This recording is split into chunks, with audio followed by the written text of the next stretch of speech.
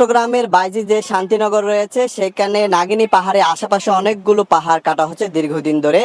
সেই অভিযোগের ভিত্তিতে আজকে জেলা প্রশাসনের নির্বাহী ম্যাজিস্ট্রেট অর্থাৎ কাঠঠোলির যেই সহকারী ভূমি কমিশনার আরাফাত সিদ্দিকীর নেতৃত্বে কিন্তু এই পাহাড় যে কাটা হচ্ছে সেখানে অভিযান চালানো হচ্ছে। এগুলো হচ্ছে ব্যক্তি মালিকানাধীন বিভিন্ন পাহাড়।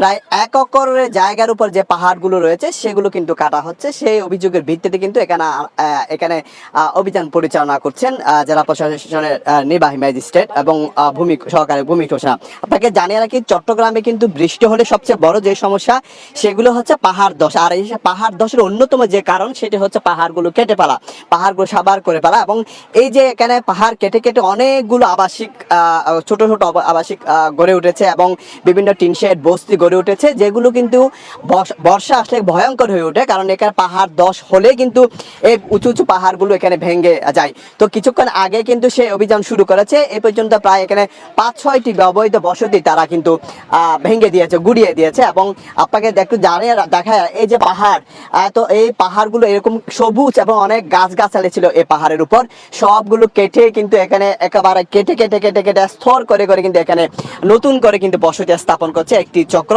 কারণ এই চক্রগুলো কিন্তু আসলে বিভিন্ন যারা অসহায় নিরীহ মানুষ যারা বিভিন্ন জায়গা থেকে আসে, বিভিন্ন জায়গা থেকে বরিশাল, রাজশাহী সহ বিভিন্ন জায়গা থেকে চট্টগ্রাম শহরে যারা আসে, ক্ষুদ্র আয়ের মানুষ, নিম্ন আয়ের মানুষ, তাদেরকে এগুলো অবৈধভাবে এগুলো ভাড়া দিয়ে থাকে।